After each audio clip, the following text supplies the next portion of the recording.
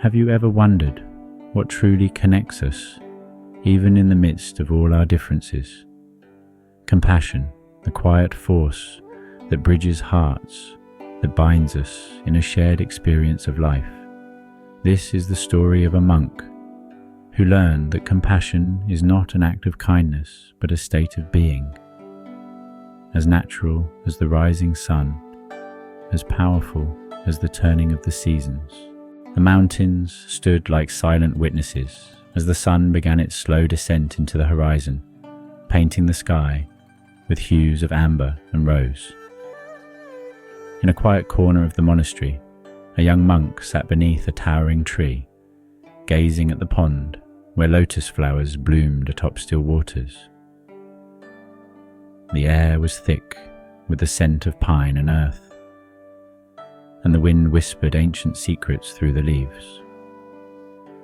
The monk's heart was troubled, his thoughts like ripples on the water, disturbed by the suffering he saw in the world. With a heavy heart, the monk approached his master, who sat in deep meditation by the pond. Bowing low, the monk asked, "Master, the world is filled with pain. I see hunger, I see loneliness, I see suffering in the eyes of every soul I meet. How can I bear this? How do I help when the suffering of others is so great and I feel so small?" The master slowly opened his eyes, their depths reflecting the sky above. For a moment he said nothing, letting the question linger in the air, like a flame waiting to be kindled. The master reached down to the pond, gently touching one of the lotus flowers floating on the water's surface. "Compassion," he said softly, "is like this lotus. It grows in the murkiest waters, yet it remains pure. Its roots reach deep into the mud, but it blossoms above, untouched by the filth below. Compassion too must rise from the depths of our shared suffering, blooming untainted by the darkness around it." The monk stared at the lotus, watching as the flower swayed in the gentle breeze, its delicate petals open to the world. "But Master," the monk asked, "how do I grow this compassion? How do I help others when I, too, am afraid of their suffering?" The master gazed at the monk, his expression kind, yet resolute. "You are like the flame of a single candle," he said, "and the suffering of others is the darkness that surrounds you. But compassion is not diminished when it is shared. Just as one candle can light 1,000 others without losing its flame, so too can your compassion light the hearts of many without losing your own light. The secret is not in shielding yourself from suffering, but in allowing your heart to touch it and transform it into light." The monk's heart felt heavy with the weight of the master's words. "But Master," he said, his voice trembling, "what if the darkness consumes me? What if I lose myself in the suffering of others?" The master stood, his robes gently rustling in the wind. "Come with me," he said, and they walked together into the heart of the forest, where the trees stood tall and silent, their leaves casting long shadows in the fading light. The air was thick with the scent of earth, and the world felt heavy with silence. "Compassion is not about taking on the suffering of others," the master said as they walked. "It is about recognizing that their suffering is also yours, not because you must carry it, but because you understand it. It is the thread that connects us all. To have compassion is to see the shared humanity in another's eyes, and to offer them the light of your own flame without fear of losing it.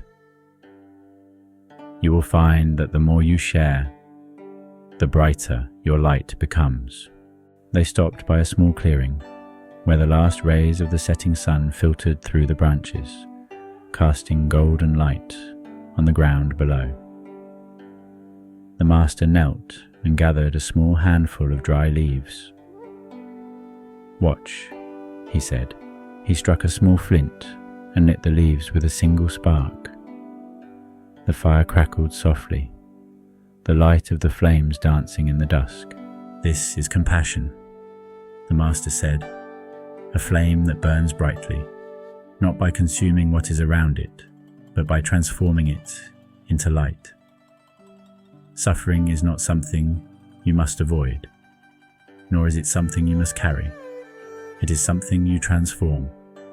Every act of compassion turns suffering into light, just as this fire turns wood into warmth and light. The more you offer, the more you become."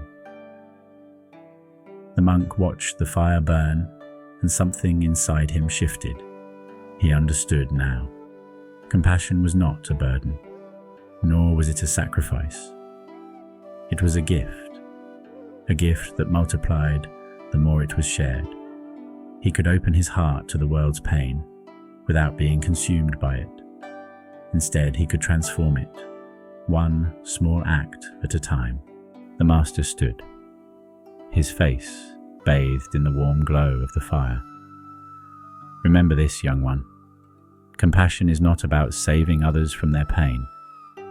It is about walking beside them, offering your light to guide the way. It is the silent recognition that we are all connected, that we all share the same roots, the same soil, the same sky. To have compassion is to see the world as it is, with all its suffering, and to choose, again and again, to be the light within it." The monk nodded, his heart lighter than it had been in days. He understood now that compassion was not a fleeting feeling, but a way of living, a constant quiet flame that burned brightly within, no matter the darkness around it. As they walked back toward the monastery, the monk's mind was calm, his heart open. The sun had set and the stars were beginning to appear, one by one, in the darkening sky. The pond shimmered in the moonlight, the lotus flowers still floating peacefully on the surface. The monk looked at the flowers, and he knew that compassion, like the lotus, would rise above the murky waters of life. He smiled softly, feeling the warmth of his own light within. He was no longer afraid of the suffering in the world. He knew now that he could meet it with open hands and an open heart, and that his compassion would only grow stronger the more he shared it. In this world, suffering is inevitable, but how we respond to it defines who we are. Compassion is not just an act of kindness, it is the recognition that we are all connected, that we are all in this together. Each of us carries a light, and the more we share it, the brighter the world becomes. If this story touched your heart, share your thoughts below, and let's build a world where compassion lights the way for us all.